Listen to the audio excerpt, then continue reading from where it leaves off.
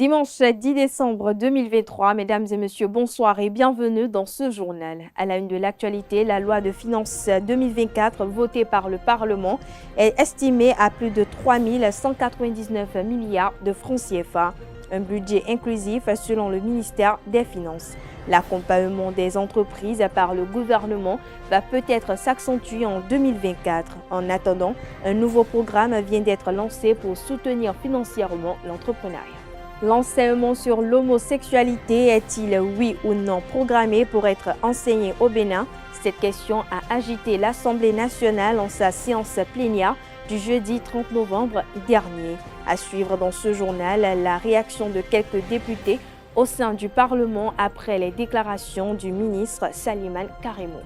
L'association Il Sorriso di Moc Italia a lancé un projet social d'envergure à Glazoué. Elle a lancé le samedi 2 décembre dernier l'implantation d'une ferme sociale avicole à l'aide des femmes à Aguagon. On en parle dans un instant. L'École supérieure d'administration, d'économie, de journalisme et des métiers de l'audiovisuel ESAE offre de nouveaux challenges pour l'année universitaire 2023-2024. Étudiantes et étudiants, parents d'élèves nouveaux bacheliers, ESAE, c'est la garantie d'une formation de qualité à des conditions très avantageuses. À Gbedjromede, à Papa, à Boumekalavi et Parakou, inscrivez-vous en administration générale, administration du travail et de la sécurité sociale, trésor et finances publiques, impôts, diplomatie et relations internationales, journalisme et métiers de l'audiovisuel, gestion des marchés publics, planification et développement local, sciences économiques, sciences juridiques et toutes les filières des sciences de gestion. ESAE vous offre des bourses, demi-bourses et de réductions pour les premières inscriptions dans toutes ces filières. Waouh! En licence 1, 2 et 3 et en master, bénéficiez jusqu'à 50% de réduction sur tous nos sites. N'est-ce pas génial? Infoline. ESAE Gbedjromede, 3e rue à droite en quittant le carrefour Le Jador pour la BIBE Jéricho ou au plus 229 90 93 65 21 98 98 14 00 à Kpakpa au plus 229 52 88 33 33 à Boumekalavi au plus 229 52 88 44 44 Parakou au plus 229 52 46 12 12. ESAE, l'excellence à un nom.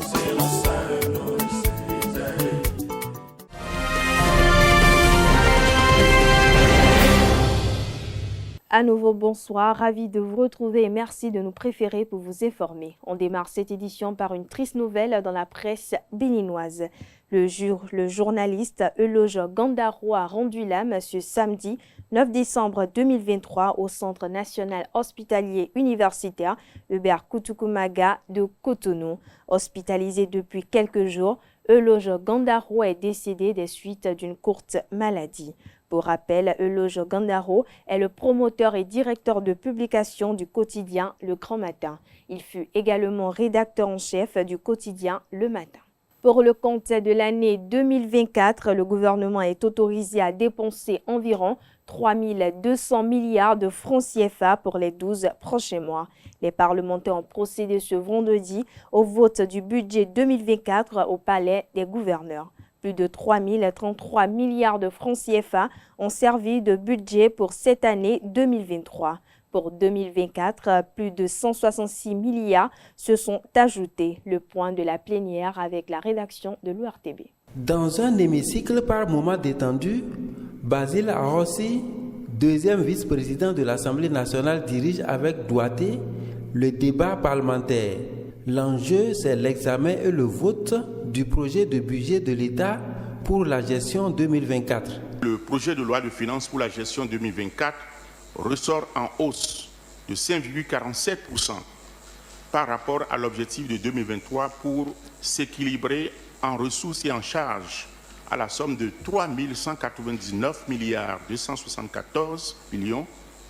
Et le projet de budget de l'État qu'il porte reste conforme aux orientations du gouvernement, celle d'accroître continuellement la collecte des recettes sans privilégier la création de nouveaux impôts et de renforcer d'année en année l'espace budgétaire en faveur du social et des investissements innovants.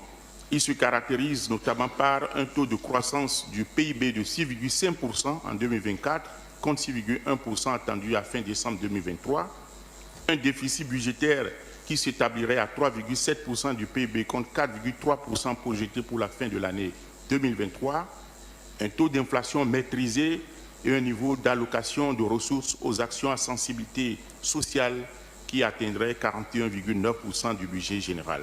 Dans ce budget, on note la prise en compte par le gouvernement de 36 amendements sur les 38 faits par les députés lors des travaux en commission. Il y a aussi des innovations et de nouvelles mesures fiscales. Elles sont constituées de mesures reconduites et de nouvelles mesures. Les mesures reconduites, j'en cite, la dispense de pénalités de retard accordée aux contribuables débiteurs de la taxe foncière unique qui payent l'intégralité de leur dette. L'exonération des droits de douane et de TVA sur les véhicules, à savoir les camions, les autocars, les minibus et voitures de tourisme importées, fabriquées ou vendues en l'état neuf en République du Bénin, etc.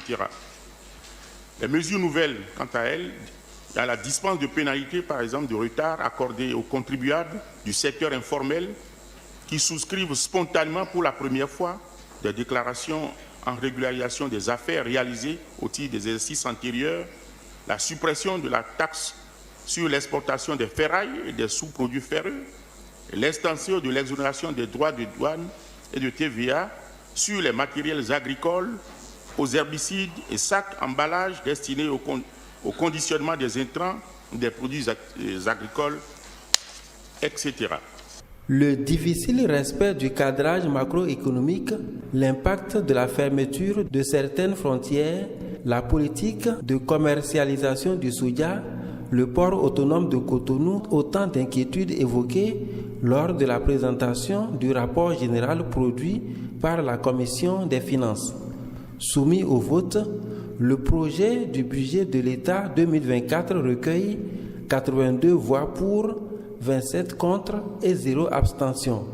Les députés du parti Les Démocrates ont voté contre, à l'exception de Basile Ahossi qui a présidé la séance. Restons toujours au Parlement avec cette question. L'enseignement sur l'homosexualité est-il, oui ou non, programmé pour être enseigné au Bénin? Cette question a agité l'Assemblée nationale en sa plénière du jeudi 30 novembre dernier. Sous la présidence de Louis Vlavenou, face aux députés, le ministre des Enseignements maternels et primaires, Salimane Karimou, a apporté des éléments de réponse à la question orale avec débat adressée au gouvernement par le député Achadé. Au total, 6 questions ont été posées par le député du parti Les Démocrates, lesquelles questions ont suscité une avalanche de réactions au sein du Parlement. Suivez ici quelques réactions suite aux éclairages apportés par le ministre Salimane Karimou. L'expérience en cours au Bénin, s'agissant de l'éducation à la santé sexuelle, n'a rien à voir avec l'enseignement sur l'homosexualité. Il s'agit de l'infusion pédagogique des concepts de l'éducation à la santé sexuelle dans les curricula.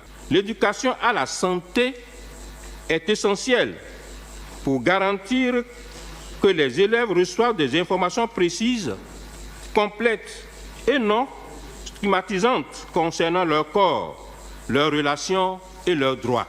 Je suis entièrement convaincu par la réponse qu'il a donnée à la représentation nationale pour dire qu'à nos apprenants, il est enseigné la santé sexuelle et non l'homosexualité. Il y en a qui ont déjà affirmé pour dire que les députés vont voter une loi aujourd'hui sur l'homosexualité. C'est avec un dégoût que j'utilise le mot homosexualité parce que dans nos langues, ce mot-là n'existe pas.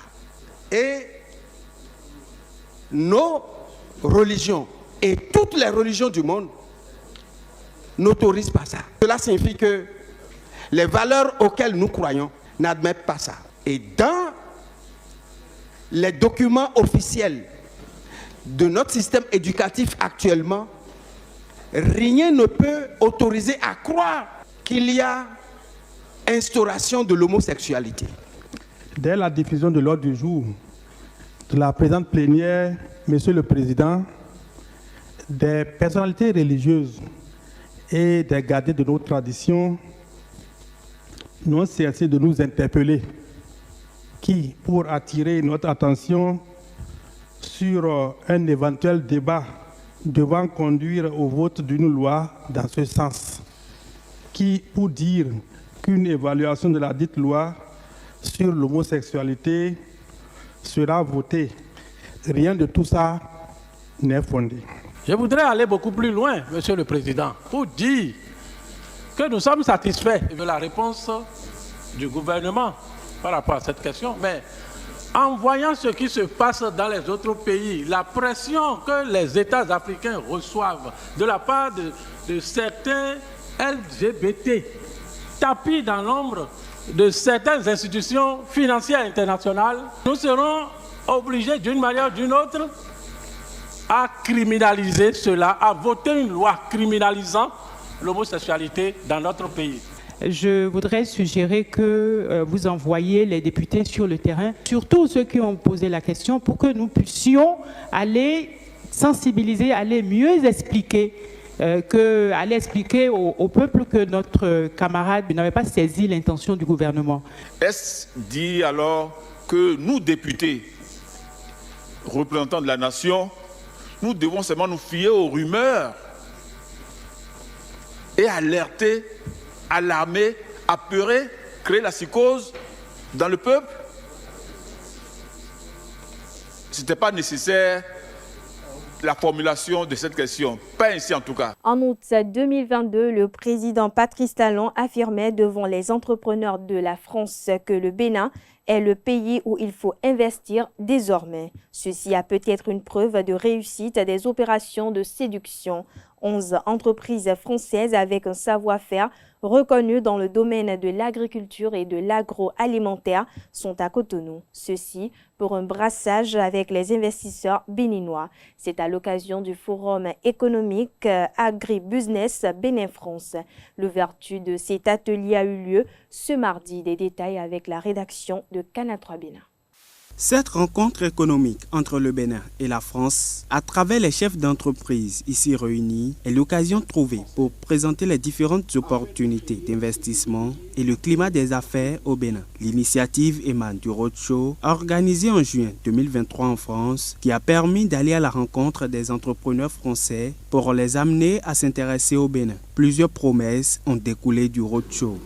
Nous voulons faire en sorte qu'il y ait cette synergie entre les entreprises qui viennent de l'étranger et vous qui êtes ici, qui connaissez le territoire, qui connaissez les problématiques, afin de faire en sorte que ces nouveaux investisseurs, ces investisseurs qui viennent, certains connaissent quand même un peu le Bénin parce que, ayant déjà travaillé pour le Bénin ou travaillant déjà au Bénin, que vous puissiez faire en sorte que des entreprises naissent, des projets naissent, afin de poursuivre le développement de notre pays.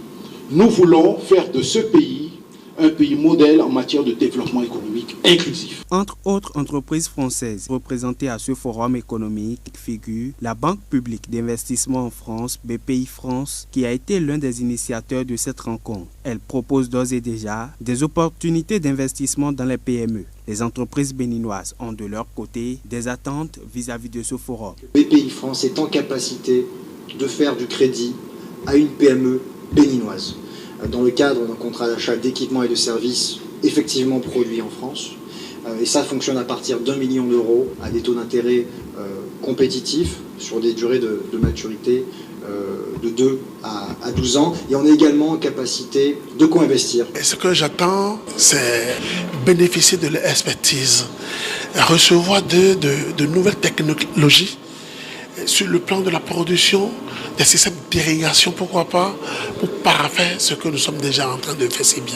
Un creuset qui va permettre aux acteurs de l'agriculture et de l'agroalimentaire de tisser des relations d'affaires avec les entreprises françaises. Le gouvernement salue l'initiative qu'il espère va se pérenniser. Le président Patrice Talon qui disait à Oslo en 2018, je cite, « Les opportunités sont immenses.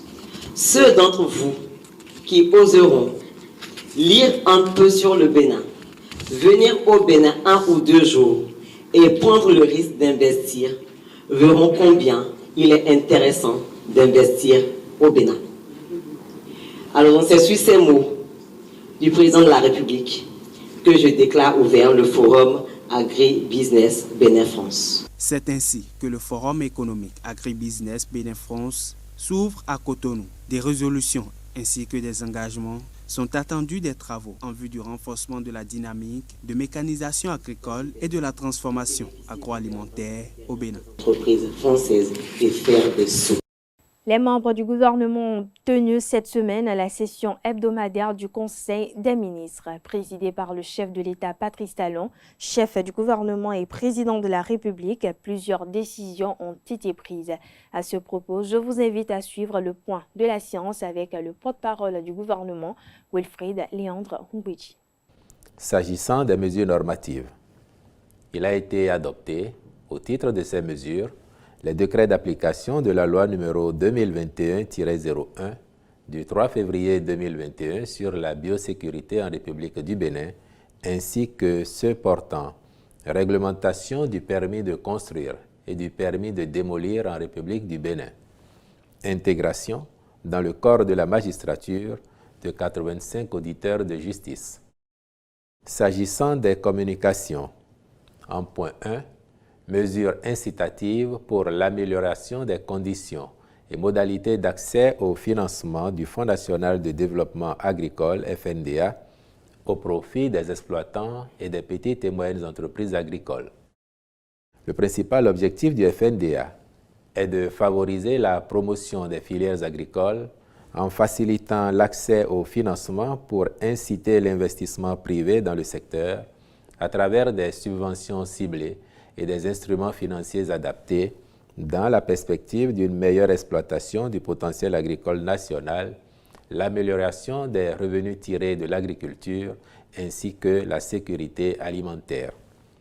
À cet égard, des mesures incitatives avaient déjà été mises en place. Elles ont donné lieu jusqu'ici à 396 engagements du Fonds pour un montant de 16 944 226 301 francs CFA au profit de 1541 promoteurs, dont 339 engagements du guichet accès aux services financiers pour un montant de 14 600 306 301 francs CFA en faveur de 1484 projets garantis, bonifiés ou refinancés. De plus, les facilités accordées au niveau de ce guichet ont permis de lever un financement total de 61 59 267 638 francs CFA auprès des systèmes financiers décentralisés, SFD, et des banques partenaires du FNDA sous forme de crédits agricoles. L'agriculture étant l'un des principaux piliers porteurs de croissance, il s'avère important de renforcer les mesures incitatives par un mécanisme allégé et attractif en vue de réduire plus notablement la pauvreté en levant les difficultés qui limitent encore le bénéfice des facilités offertes. Il s'agit, entre autres, du faible engagement dans la mise en œuvre du mécanisme de financement institué par le FNDA, conséquence de la non-maîtrise des chaînes de valeurs agricoles par certaines institutions financières, de l'inéligibilité de la garantie proposée par le FNDA par rapport au dispositif prudentiel en vigueur au sein de l'Union économique et monétaire ouest-africaine, des difficultés des micro, petites et moyennes entreprises, MPME, dans leur majorité, à répondre aux conditions de crédit des banques, qualité des dossiers, garanties complémentaires et contreparties financières, etc. C'est pourquoi, en vue de relever substantiellement le niveau de performance du fonds, le Conseil a approuvé une nouvelle mesure incitative consistant à ramener le taux de refinancement du FNDA au SFD méritant à 0% contre 2% jusque-là pour la mise en place de crédits au profit des exploitants et MPME agricoles à un taux d'intérêt maximum de 12% l'an dégressif. Cette mesure destinée à soulager les promoteurs agricoles consiste en la rétrocession in fine, des intérêts de 2% l'an qui seront payés après remboursement du refinancement octroyé par le FNDA. Ces facilités devraient se traduire par un meilleur engouement des SFD pour le mécanisme. À cet effet, l'éligibilité est conditionnée par deux indicateurs de performance, à savoir un niveau de tirage de la ligne de refinancement supérieur ou égal à 70% et un taux de remboursement de 100% des tirages effectués, conformément au tableau d'amortissement de chaque tirage. En cas d'impayé, la mesure de rétrocession des intérêts perçus s'estompe pour le tirage concerné. Par ailleurs, les facilités concernent également la mise en place d'un appui financier sur 2 ans aux fins de prendre en compte une partie des charges salariales du personnel, 75% la première année et 50% la deuxième année, donc du personnel complémentaire chargé de dynamiser l'intervention des SFD en vue d'un meilleur accès au financement des exploitants agricoles. La finalité d'une telle mesure est le renforcement du dispositif opérationnel de terrain, sensibilisation, enregistrement et instruction des demandes de crédit, ainsi que suivi post-financement de proximité. Elle permettra d'une part une intervention plus remarquable dans des communes jusqu'au niveau village, où actuellement les SFD n'ont pas un dispositif adéquat de couverture et, d'autre part, d'améliorer la qualité de service et le suivi des crédits agricoles octroyés. Cet appui est prévu pour durer 24 mois et s'inscrira dans un programme spécial d'insertion dans l'emploi PSIE agricole par lequel l'État prend en compte à hauteur de 75% la première année et 50% la deuxième année les charges salariales et les SFD supportant respectivement les 25% et 50% restants. Les ministres concernés veilleront à la mise en œuvre diligente de ces mesures incitatives. En point 2. Compte rendu des travaux du Comité national de supervision sur la mission des pôles d'experts chargés de revisiter avec les communes les opérations de lotissement-remembrement urbain proposées à l'annulation.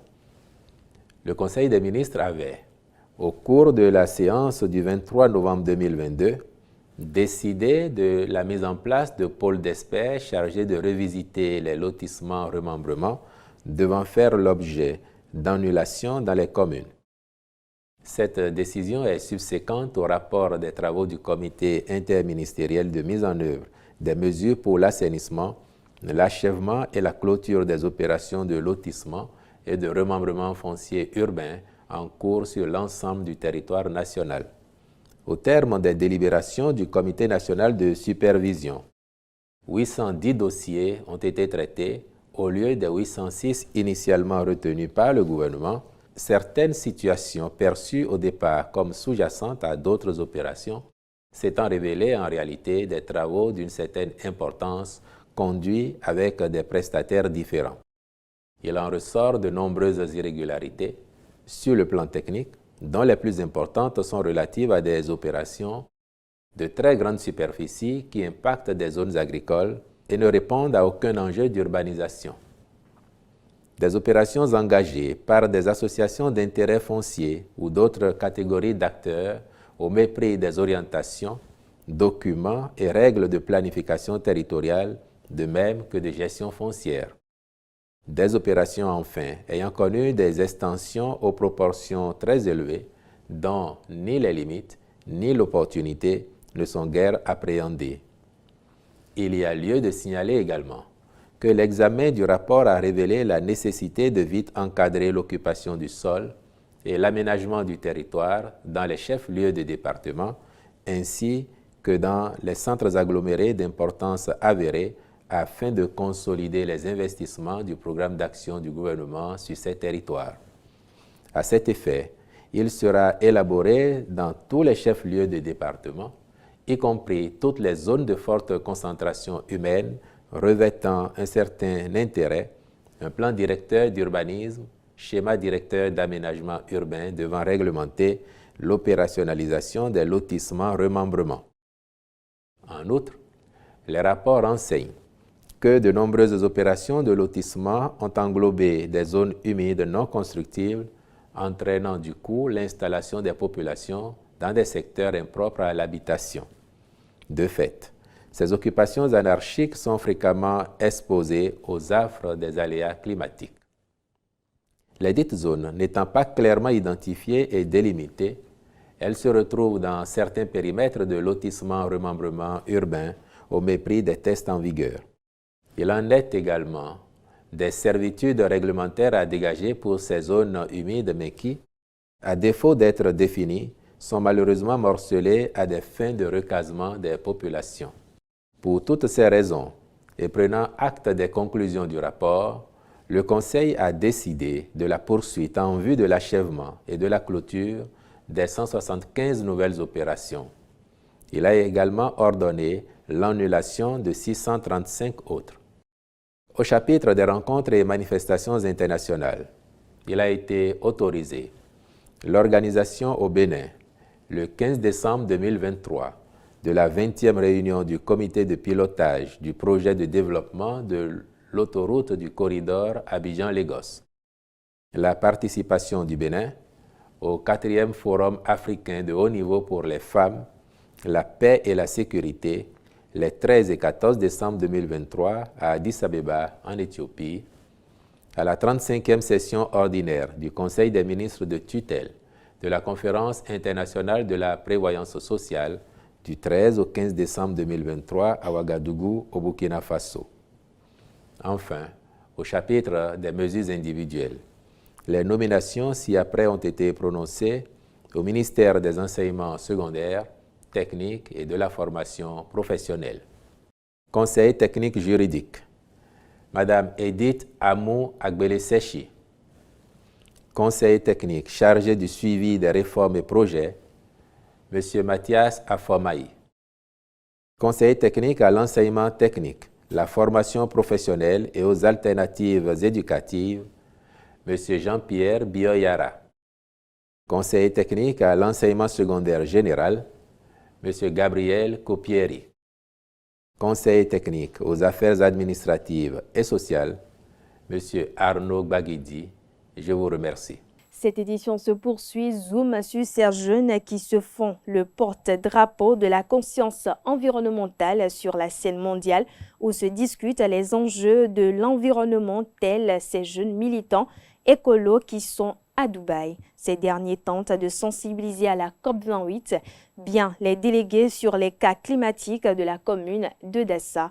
Une équipe de la télévision nationale y était. Voici leur compte rendu. Les changements climatiques se font sentir. Une présentation à peine voilée des affres des changements climatiques dans une région à socle du Bénin. La fureur de la rivière Olodjo qui a quitté son lit. Dans son éveil, la rivière Olodjo a inondé des terres, des cultures, d'arachide. Anas Seko, un des jeunes délégués du Bénin, partage avec l'auditoire à la COP28 les risques climatiques auxquels sont confrontées les populations de Dassa-Soumé. L'existence des produits de leurs champs et bienvenue dans la perte des récoltes, la diminution des rendements et des revenus pour les paysans. À ses côtés, pour cette même présentation, d'autres négociateurs juniors, tous partagent la même fougue, porter haut le message de la réduction des gaz à effet de serre et l'adoption d'une vraie justice climatique pour les pays vulnérables dont le Bénin. D'informer les populations à la base, cela passe par des émissions radio téléphoniques qui se font, mais également des sensibilisations avec ces communautés-là pour les informer qu'il y a tel risque d'inondation et voilà déjà les différentes dispositions qu'ils peuvent prendre pour pouvoir faire face à ces risques-là. L'inondation qui, quand on prend le cas de la vallée de l'Ouémé, quand il y a les crues, les producteurs se retrouvent à perdre leur culture, à perdre leur champ, et qui dit aussi perte de champ parle de perte de revenus. Par Agile, nous entendons la gestion intégrée des ressources en eau. C'est un outil très important qui pourra permettre une gestion efficace et durable des ressources en eau. Les infrastructures aujourd'hui sont un secteur clé pour le Bénin, notamment lorsque nous prenons l'eau, qui aujourd'hui, il faut construire des infrastructures de collecte des eaux au niveau de beaucoup de villes pour pouvoir acheminer le surplus d'eau que nous avons l'habitude de recevoir. Lorsque les températures sont haussées dans les zones où il y a, à cause des changements climatiques, des zones désertiques également, il faudrait qu'on puisse penser également aux infrastructures qui permettent de pouvoir faire ressortir de l'eau. La gestion intégrée des ressources en eau, une agriculture plus résiliente, l'efficacité énergétique, Des thématiques au cœur des négociations climat, des enjeux pris au sérieux par cette frange de la jeunesse béninoise très engagée. Dans un autre registre, désormais au Bénin, il faut payer sa TVM avant de procéder au contrôle technique de son véhicule. Mais savez-vous que les deux paiements s'effectuent désormais en ligne? Depuis le 30 novembre dernier, le portail national des services publics offre la possibilité d'organiser le contrôle technique des véhicules sur rendez-vous et le paiement en ligne du coût de sa TVM par la direction du Centre national de sécurité routière et ses partenaires. L'heure est à la vulgarisation de cette dématérialisation. Parmi les privilégiés, les syndicats des transporteurs et la presse. Le point dans cet élément signé au RTB. Des process visant à transformer les outils, procédés, métiers et usages d'une organisation pour les remplacer par des outils numériques plus performants. C'est la digitalisation. Au Bénin, grâce aux efforts accrus de l'actuel exécutif, aucun secteur n'y échappe. L'administration publique intelligente ou SmartGouv prend désormais en compte le contrôle technique automobile avec un double avantage. Ça va se faire concomitamment avec les taxes sur véhicules à moteur, une obligation au vu du Code général des impôts. Sur les sites du CNSR, nous avions organisé deux formes de catégories. Il y a les sites pilotes qui sont 1. Ekpé, 2. Tango Djevier, 3. Canan et 4. La région du Nord, Parakou. Sur ces sites-là, il est fait obligation de s'acquitter de ces frais de taxe sur véhicule à moteur avant d'avoir assez et le service va se faire en ligne. Le service se fera en ligne à ce niveau, mais sur les autres sites, l'antenne de Lokosa, l'antenne de Agoni, l'antenne de Natitengu, ainsi de suite, les autres formes de contrôle technique vont continuer. Mais cette fois-ci avec l'obligation d'acquittement des frais de TVM. Facilitation des prestations, célérité, gain de temps, lutte contre le rançonnement et absence totale de tracasserie. Tels sont les avantages de cette centralisation des paiements qui évite à l'usager client de se diriger vers plusieurs caisses, impôts, trésors et CNSR. Ça a été fait sur la plateforme nationale des services publics qui est service-public.bj. Une fois que vous renseignez vos plaques d'immatriculation, les informations vont vous être présentées, vous allez valider les informations. À ce moment, la TVM qui vous sera demandée d'être acquittée, ce sera la TVM de l'année en cours uniquement. Donc dans le cadre du e-service, on vous demande d'être juste à jour de la TVM de l'année courante. Mais ça ne vous dédouane pas du paiement des années précédentes. Mais dans le cadre du e-service, on va juste vérifier le paiement de la TVM de l'année courante. Donc si c'est à jour, vous allez juste payer les frais de contrôle technique. Si ce n'est pas à jour, on vous demandera de payer le cumul de la TVM plus le contrôle technique. Il n'y a pas de coût supplémentaire. Ensuite, une fois que vous avez validé le paiement, vous allez prendre rendez-vous. C'est une avancée majeure pour la nation entière et pour nous les acteurs professionnels en premier. Cette dématérialisation des prestations du CNSR n'est qu'à son début. Juste après le e-paiement, nous allons faire maintenant le e-certification de contrôle technique automobile. La phase pilote du e-paiement des frais de contrôle technique automobile va durer 3 mois.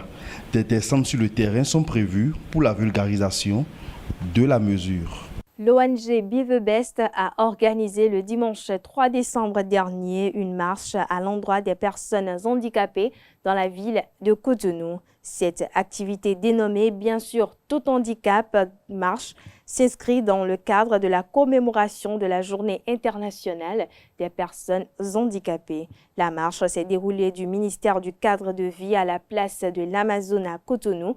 Retour ici sur les temps forts avec la rédaction de Canal 3 Bénin.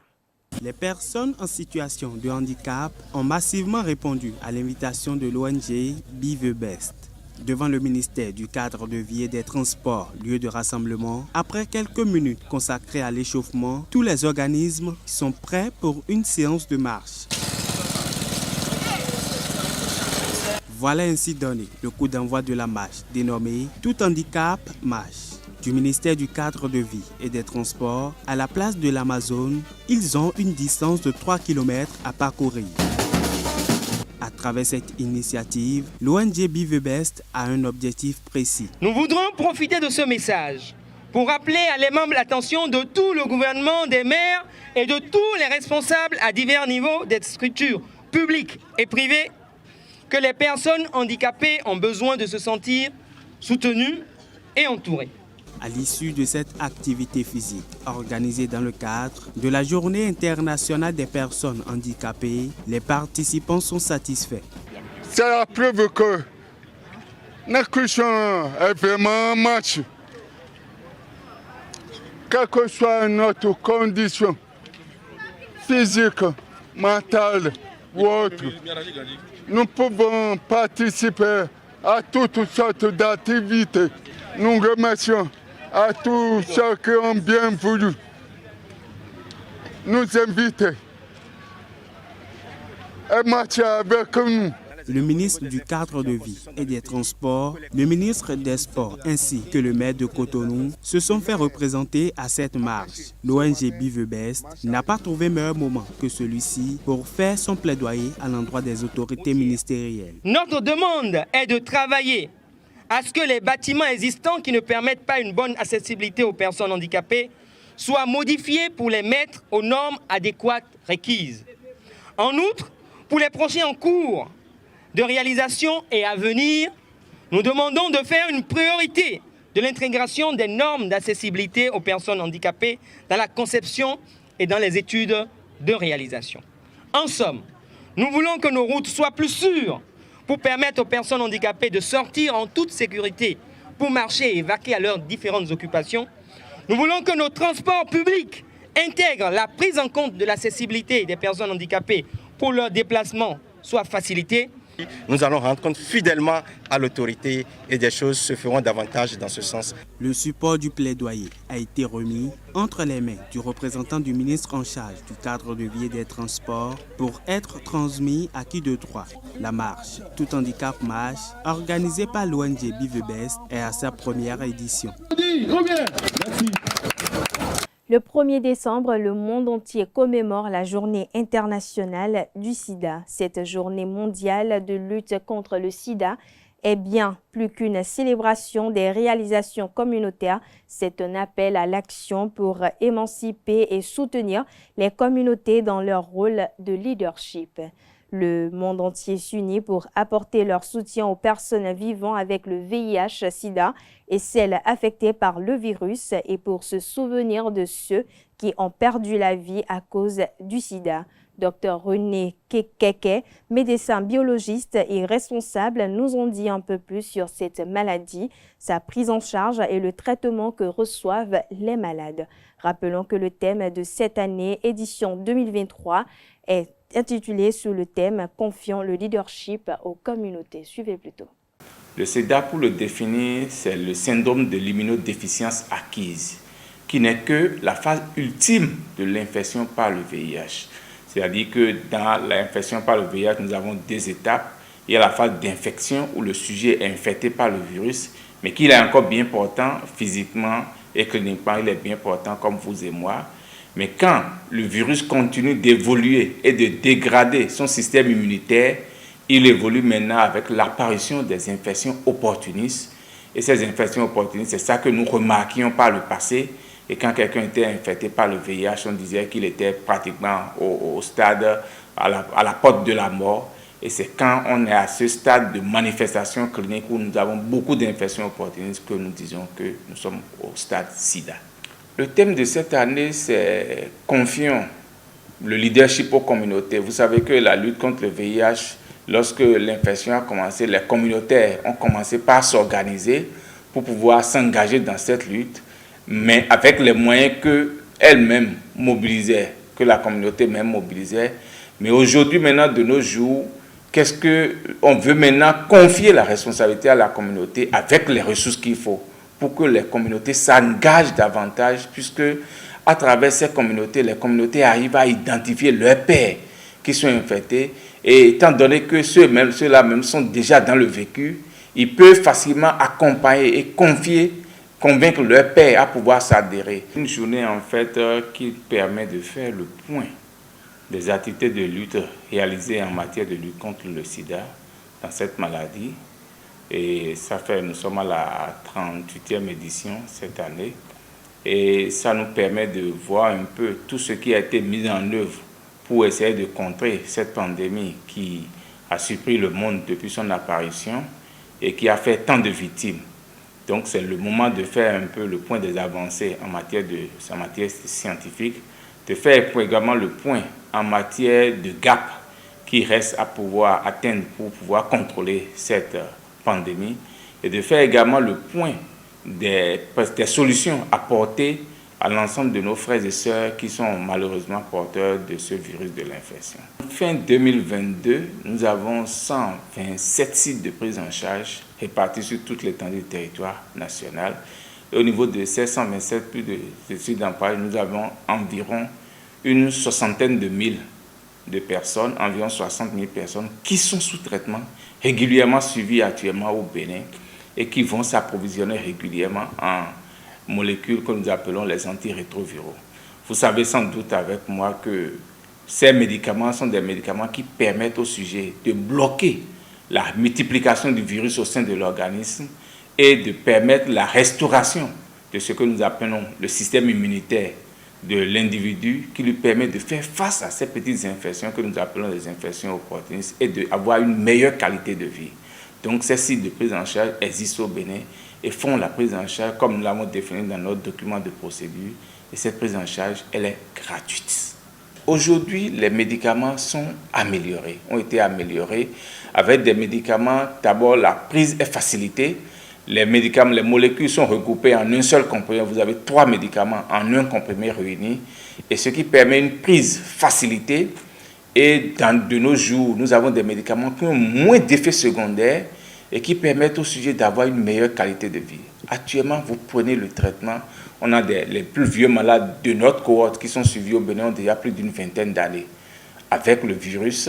Donc ces gens-là vivent avec le virus.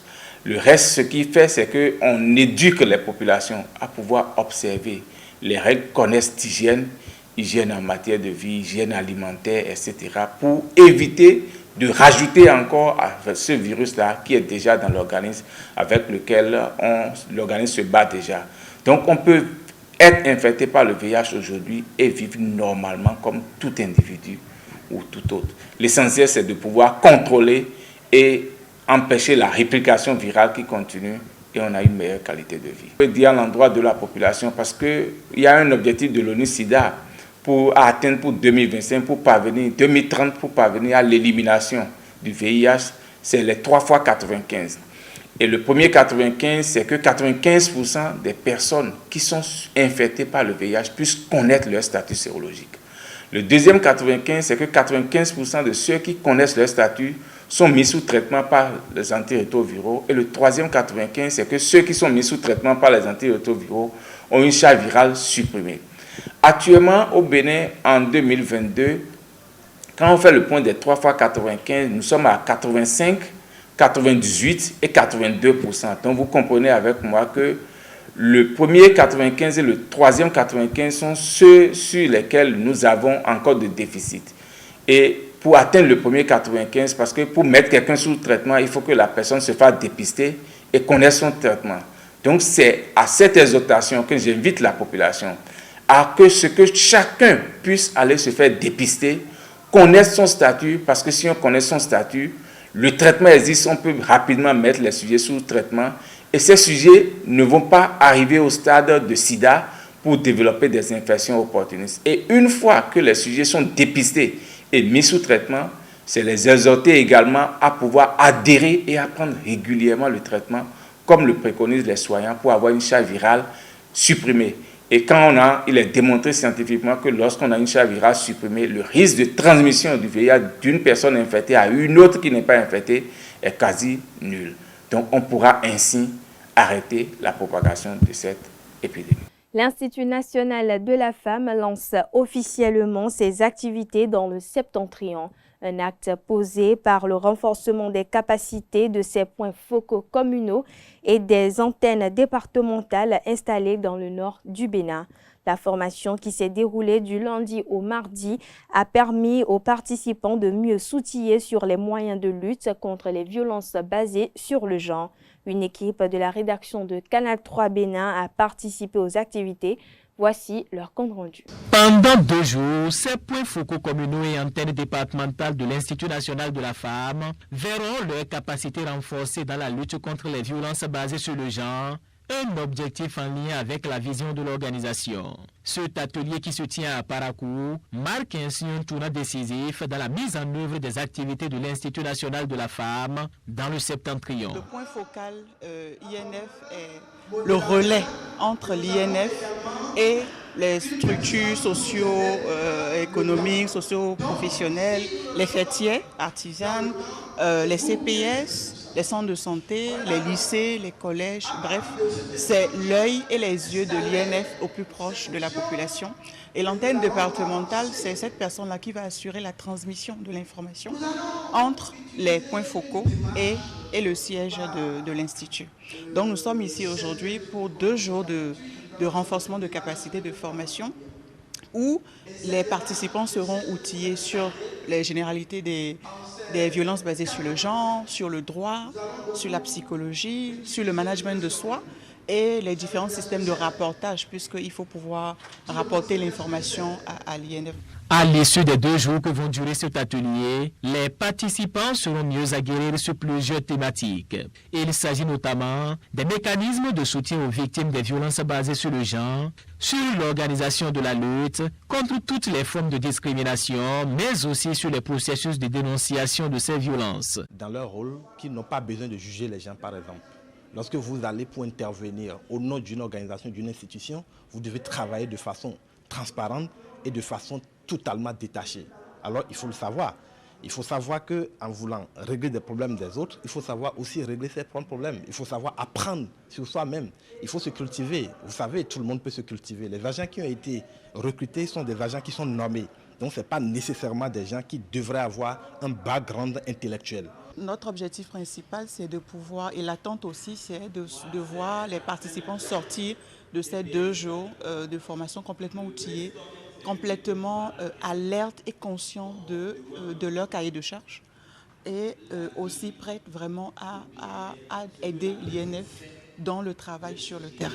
Les violences basées sur le genre sont des actes ou pratiques exercés sur une personne entraînant souffrance ou préjudice physique, sexuel, psychologique ou économique. La plupart du temps, ce sont les femmes qui sont victimes de ces différentes violences et c'est dans ce cadre que l'INF s'est investi pour efficacement lutter contre cette pratique qui prend de jour en jour une proportion inquiétante. De nouvelles distinctions sont venues enrichir l'Ordre national du Bénin. La médaille de la défense nationale et la croix du combattant sont instituées pour honorer des actes héroïques et de bravoure ainsi d'héros militaires. Au-delà des distinctions, que comprendre réellement de leur charge de symboles et de valeurs? La réponse dans cet élément signé ORTV. Une médaille, une croix, marque de reconnaissance d'un acte de bravoure, d'une vie consacrée à son arme, vie dévouée à la défense de sa patrie. La médaille de la défense nationale, la croix du combattant. Le gouvernement a adopté le projet de création des insignes. La médaille de la défense nationale récompense la bravoure, le courage, l'héroïsme, le résultat extraordinaire d'un personnel ou d'une unité. La croix du combattant récompense les personnels ou les unités qui, faisant preuve de bravoure et d'héroïsme, ont été grièvement blessés, portés disparus ou sont morts. Ces nouvelles distinctions pour galvaniser les troupes et renforcer leur férocité au combat. Une autre façon pour la nation de reconnaître à leur juste valeur les sacrifices de ses fils en uniforme qui partent au front pour la défendre. La médaille de la défense nationale, la croix du combattant, 2 nouvelles distinctions spécifiques réservées aux forces armées béninoises, des médailles militaires qui viennent enrichir l'ordre national du Bénin. La création de ces insignes militaires procède de la volonté de Patrice Talon, chef suprême des armées, de mettre en place des insignes qui témoignent de la reconnaissance de la nation au personnel et aux unités dont les hauts faits d'armes méritent d'être cités en exemple. La médaille de la défense nationale accrochée sur la poitrine à un uniforme, quelle fierté! Quel honneur au sein de la troupe devant ses compatriotes. L'expression de la reconnaissance de toute la nation placardée sur une poitrine. La nation reconnaît et proclame que vous êtes un soldat exceptionnel. Pour l'homme en uniforme, cela ne peut s'expliquer. Il n'y a de mots assez forts dans aucune langue humaine pour exprimer cela. Et la croix du combattant alors, le soldat porte au même moment que ses séquelles issues des blessures de guerre, sa croix de combattant. Au fond de lui-même, il se sent plus valide que les valides. C'est toute la nation qui lui est redevable et non le contraire. Il n'est pas à son coup d'essai, Patrice Talon, en termes de reconnaissance des sacrifices des forces armées béninoises. Le projet de loi portant régime de prise en charge et de protection des personnels victimes en mission commandée. Projet de loi voté le 23 novembre 2022. Reconnaissance exprimée à la face du monde qui a rendu fiers les personnels militaires et paramilitaires. Mon général, mes chers amis, permettez que je vous exprime ma satisfaction personnelle quant au succès que nous avons pu observer dans tous ces domaines que je viens d'évoquer, notamment la protection du territoire et la sécurité des uns et des autres. Je n'ai cessé, au cours de l'année écoulée, d'observer que vous êtes bons. Et j'en suis fier.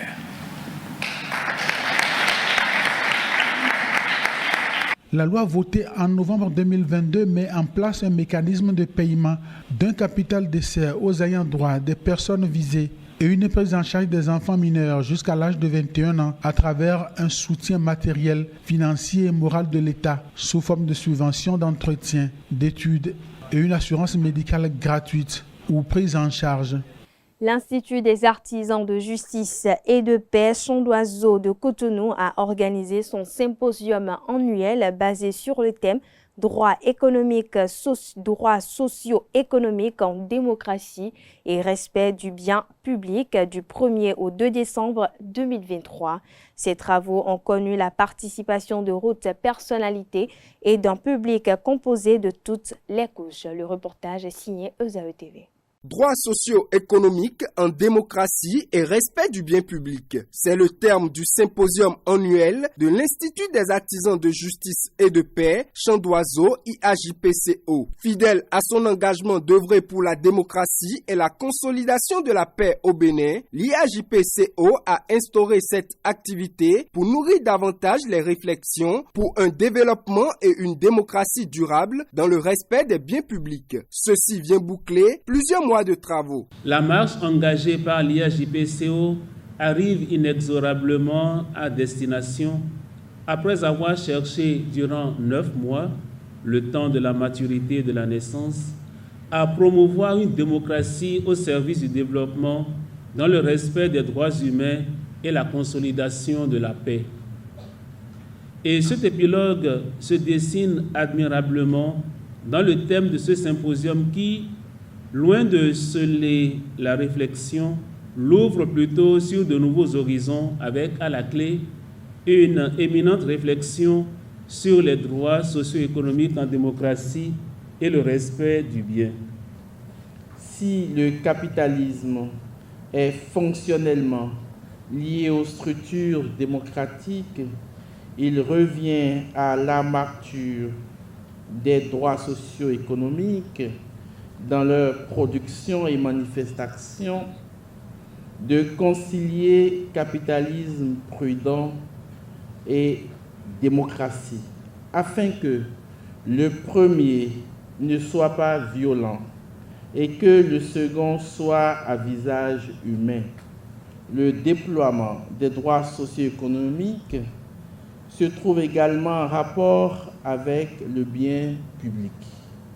Ce rapport devrait encourager l'entretien concret et le respect du bien commun. Un projet pour lequel la Fondation Konrad Adenauer Stiftung se réjouit de soutenir. Monsieur le directeur de l'IAGP, la Fondation Konrad Adenauer voudrait donc par ma voix vous réitérer sa profonde gratitude pour la confiance et l'intérêt continu à lui accorder en l'associant régulièrement à vos initiatives et à vos activités fort notables pour la bonne émulation de nos démocraties. Nous voudrions également saisir cette occasion pour adresser à tous les experts et communicateurs sollicités pour cette activité toute notre reconnaissance pour leur disponibilité et leur appui technique à l'atteinte des objectifs de ce symposium. Devant un public composé de différentes personnalités, plusieurs communications se sont succédées. La première, sur la question du droit humain et la problématique du développement économique au Bénin, animée par Émeric Oloritogbe, le conseiller technique du ministre d'État en charge de l'économie, des finances et de la coopération. La deuxième, sur l'impact du respect des droits socio-économiques sur la cité, entre création de richesses par l'État et la prospérité des entreprises, dirigée par le professeur Maxime Rougnonvi. Respect des droits socio-économiques en contexte démocratique au Bénin, mythe ou réalité, a été le terme de la troisième communication donnée de main de maître par le père directeur de l'IAJP, Arnaud Éric Aguenounon. La vague des communications s'achève sur celle du professeur Barnabé Gbago sur le non-respect des droits socio-économiques en contexte démocratique. Un panel animé par le révérend père Hervé Da Silva, Fabien Rougnonvi et le professeur Marie-Cécile Atanasso va clôturer les assises. Avec une participation impliquée et très active, le public ressort de ce symposium avec des satisfactions. Le symposium a son mérite d'être organisé. Les activités du symposium seront largement relayées. On espère que cela puisse donner lieu à un léger mieux. C'est tout ce qu'on peut souhaiter. Le symposium annuel de l'Institut des artisans de justice et de paix Chant d'Oiseau s'achève sur une note de satisfaction et surtout par un appel formulé aux gouvernants et aux citoyens pour la conservation de la démocratie dans le respect des biens publics. Au terme de ce symposium, l'Institut des artisans de justice et de paix Chant d'Oiseau de Cotonou a lancé un appel aux gouvernants et aux citoyens en 6 points pour un meilleur développement. Suivez un extrait de cet appel que nous propose ESAE TV. La paix est un devoir. Elle est possible, mais sans le concours de conditions multiples et peu aisées. Cette assertion du pape Paul VI dans son message pour la journée de la paix de l'an 1977 résonne encore aujourd'hui dans nos cœurs.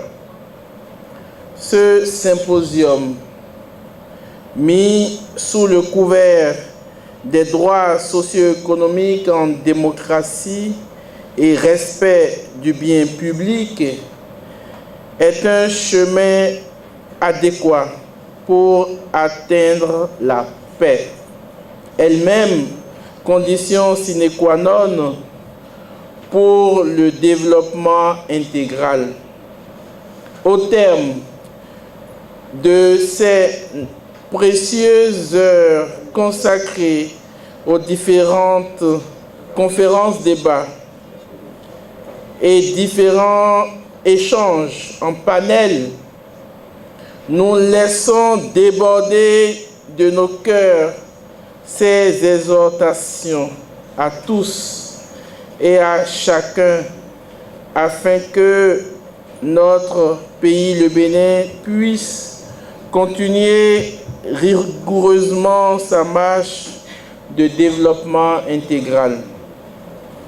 Les spécialistes de la science économique, les agents de ce secteur et les responsables politiques doivent ressentir l'urgence de repenser l'économie en considérant d'une part la pauvreté matérielle dramatique de personnes et d'autre part, le fait que les structures économiques, sociales et culturelles d'aujourd'hui ont du mal à prendre en compte les exigences d'un développement authentique.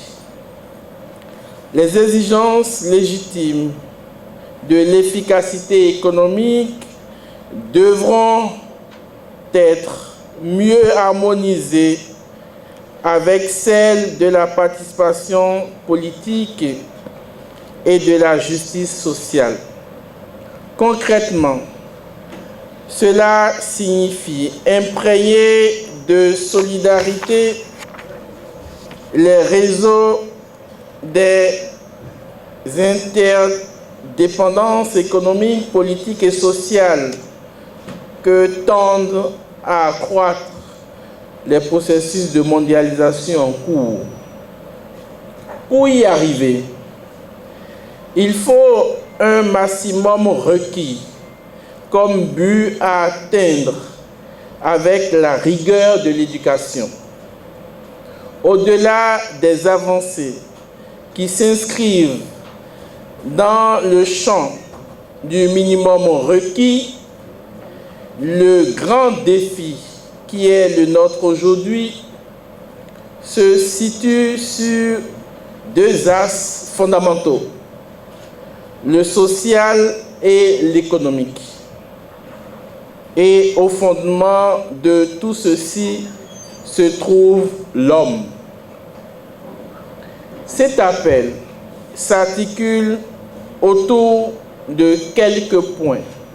La mise en place d'un système de suivi et de traçabilité des produits de tabac est au cours d'un atelier de restitution organisé par le ministère de l'Industrie et du Commerce du 6 au 8 décembre 2023. La rencontre qui se tient à Grand Popo est placée sous la houlette de la Direction de la concurrence avec l'appui technique et financier de l'Organisation mondiale de la santé. Les détails avec la rédaction de Canal 3 Bénin. Après une mission effectuée au Kenya dans le cadre d'un partage d'expériences sur le système de traçabilité des produits du tabac, la délégation béninoise fait la restitution des acquis. C'est ce qui motive cet atelier qui se tient à Grand Popo depuis la matinée du mercredi 6 décembre 2023. L'atelier qui nous réunit ce jour vise à doter notre pays, le Bénin, d'un régime efficace lui permettant de retracer les produits du tabac et par conséquent de lutter contre le commerce illicite des produits du tabac. À cet effet, votre mission consistera de façon spécifique à présenter l'état des lieux du suivi de la traçabilité des produits du tabac au Bénin, restituer aux acteurs de lutte anti-tabac l'expérience du Kenya dans l'utilisation du système de suivi de la traçabilité des produits tabac. Identifier les forces, faiblesses, menaces et opportunités du système de suivi et de traçabilité des produits du tabac au Bénin. Proposer des solutions aux problèmes identifiés, définir une feuille de route pour la mise en place du système de suivi de traçabilité au Bénin. Avec plus de 8 millions de décès par an dus au tabac, l'Organisation mondiale de la santé s'est engagée à accompagner les pays en voie de développement, dont le Bénin, dans la lutte contre ce fléau. Au cours de cet atelier, donc, vous allez travailler, retenir une stratégie pour renforcer le système béninois en la matière. Je reste persuadé que les conclusions auxquelles vous parviendrez contribueront à lutter efficacement contre la consommation du tabac dans le pays. Monsieur le secrétaire général, avant de conclure mes propos, je voudrais vous renouveler l'engagement de mon institution à vous appuyer dans la lutte contre ce fléau. Au terme de cet atelier qui prend fin le 8 décembre, le Bénin pourra se doter d'un système de traçabilité inspiré de l'expérience kenyane pour suivre les produits du tabac, de la fabrication jusqu'à la consommation. Dans le cadre de sa mission caritative au Bénin, l'association Il Sorriso d'Imoc Italia a lancé un projet social d'envergure à Glazoué. Elle a lancé le samedi 2 décembre 2023 l'implantation d'une ferme avicole à l'aide des femmes de Aguagon. Le reportage est signé ESAE TV. À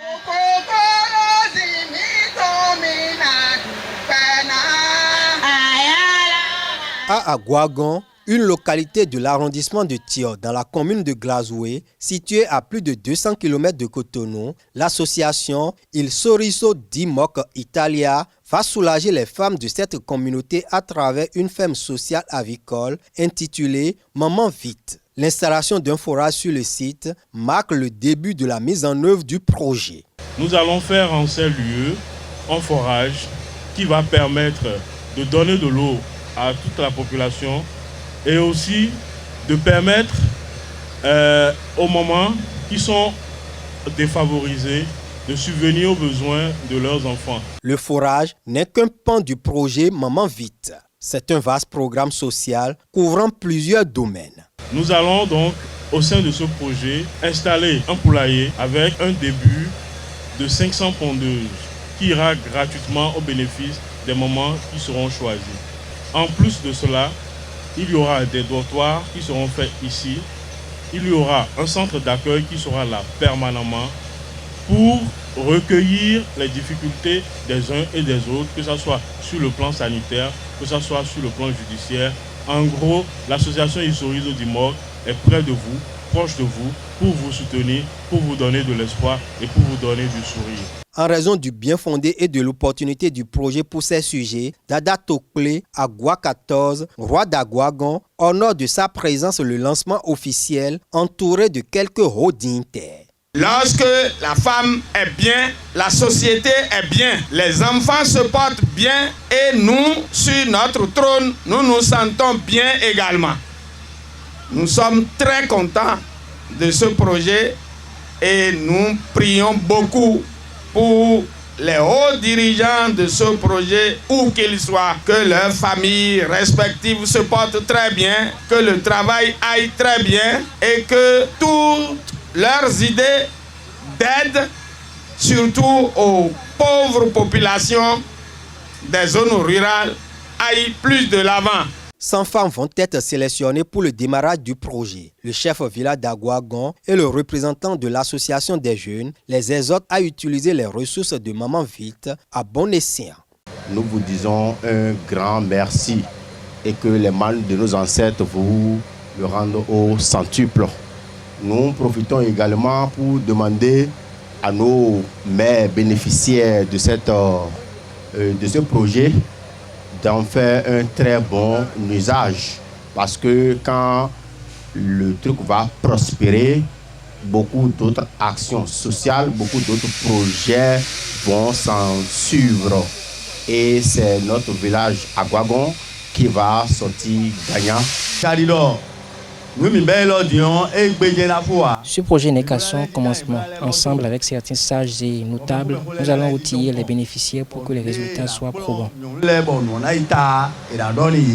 Le projet Maman Vite ne constitue pas la première intervention de Il Sorriso di Moc Italia au Bénin. Depuis près d'une décennie, cette association présidée par Mazia Danella mène des actions caritatives sur le territoire béninois.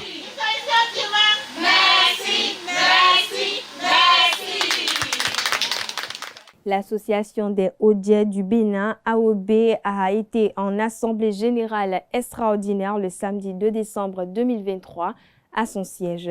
Ces assises ont été l'occasion de renouveler le bureau exécutif de l'association. Le reportage est signé Ezao TV.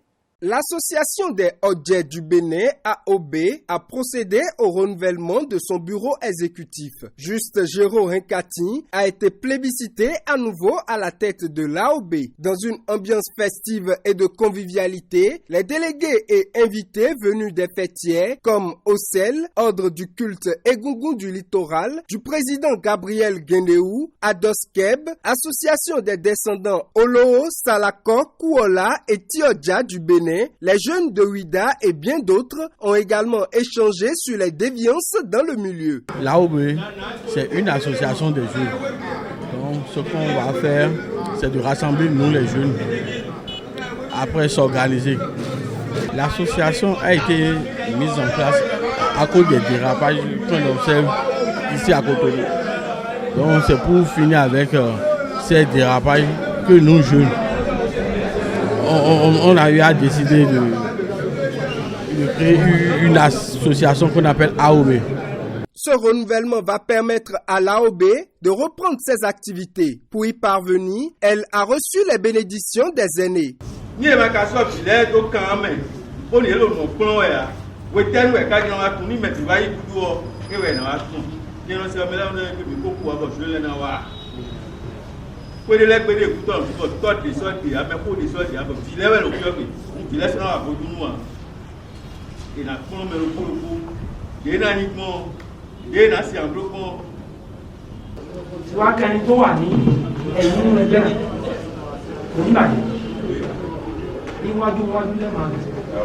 L'association des Odiers du Bénin AOB va ainsi poursuivre sa marche pour le bon fonctionnement du culte Egungun au sein des jeunes du Bénin. Une marche qui a reçu l'accord des ancêtres.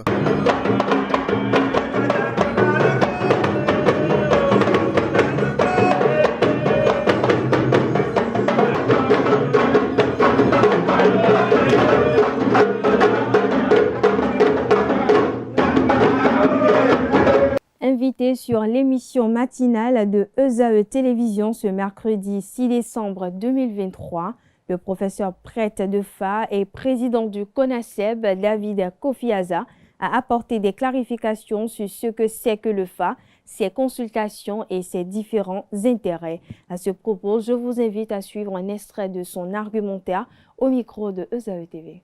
Résumé, parce que le FA, on peut mieux le comprendre en décryptant son étymologie, parce que le nom même c'est Fakhlun.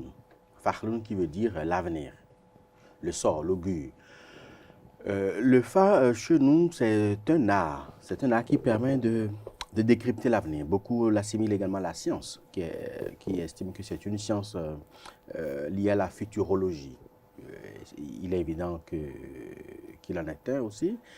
C'est une science liée à la futurologie qui permet de savoir demain de quoi sera fait.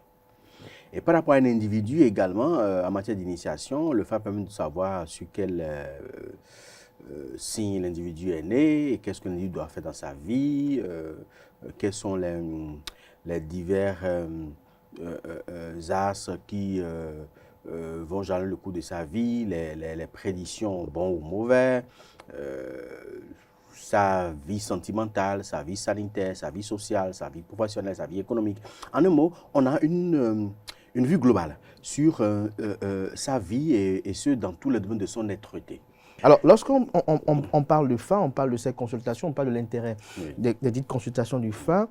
Lorsque vous allez à la consultation du FA, par exemple, et que le FA vous révèle des choses et qu'il y a des offrandes qui se révèlent, est-ce que la non-effectivité de ces dites offrandes-là peut avoir des travers sur soi-même? Exactement, parce qu'on dit chez nous, comment ça vient, moi. C'est Aovi qui est comme ça. C'est-à-dire que savoir ce qui va se passer et ne prendre aucune disposition, c'est ça qui est le danger, au fait. Aovi dont on parle ici, au fait, c'est le danger. C'est mal de stigmatiser le danger. Donc, c'est ce qui est négatif. Parce que, une fois que vous savez que vous ne prenez aucune disposition, quand ça va se passer, c'est que ça se passe avec plus d'ampleur, au fait. Plus dans la conscience collective, c'est qu'on sait déjà que ça va arriver. Et il n'y a aucune disposition qui soit prise pour ça. Donc, ça peut être le vrai danger, en quelque sorte. Donc, maintenant, le faire, il peut y avoir des fois où vous allez voir le danger venir, vous allez beau faire tous les sacrifices. Si c'est une volonté du destin, on n'y peut rien. Même le meilleur bokonon du monde ne peut rien contre la volonté de Dieu. Sport pour finir ce journal, Loto Popo Football Club et Dynamo d'Abomey se sont affrontés mercredi pour le compte de la 10e journée de la Ligue professionnelle de football, saison 2023-2024 dans la zone B. Le match s'est achevé sur la victoire des Loto Boys sur le score étriqué d'1-0. Au terme de la rencontre, Jean-Luc Dohou, coach de Ayema FC, fait le débriefing et des projections sur la suite du championnat. On a eu un problème de réalisme devant le but. On a eu énormément d'occasions qu'on n'a pas pu concrétiser. Et je pense que voilà, dans le jeu, on a eu deux belles équipes qui ont joué au football. On a eu plus d'occasions qu'eux, ça c'est clair. Il y a eu plus d'occasions franches. Mais le réalisme n'était pas au rendez-vous, ce qui fait qu'on perd ce match à 1-0. Nous avons changé, on a métamorphosé un petit peu le système de jeu. Voilà, on est passé à 3 défenseurs derrière, ce qui fait que voilà, on arrive à se procurer des occasions franches devant le but. On a eu un petit souci par rapport à la compréhension, on va dire, à la compréhension entre notre piston et le défenseur central qui n'arrivait pas à se comprendre sur le joueur à prendre. Et à la mi-temps, on a résolu ce problème et vous avez bien vu que ça a mieux marché. La seule chose qui a manqué, vous l'avez bien vu, c'est les buts. Sinon, dans l'intensité, on était meilleur, on va dire. Voilà, avec toute humilité, on était très mieux, on était très meilleur sur le terrain. La prochaine journée, on va l'aborder toujours avec concentration. Il y a ce problème de concentration qu'on a sur les 15 premières minutes où on encaisse un but. Et on rame toujours pour égaliser. Des fois, ça marche. Ça a marché 2 fois. Aujourd'hui, ça n'a pas marché, tant pis. Voilà, chers internautes, ainsi prend fin cette édition. Merci de l'avoir suivi. Merci de votre fidélité. Excellente soirée à toutes et à tous.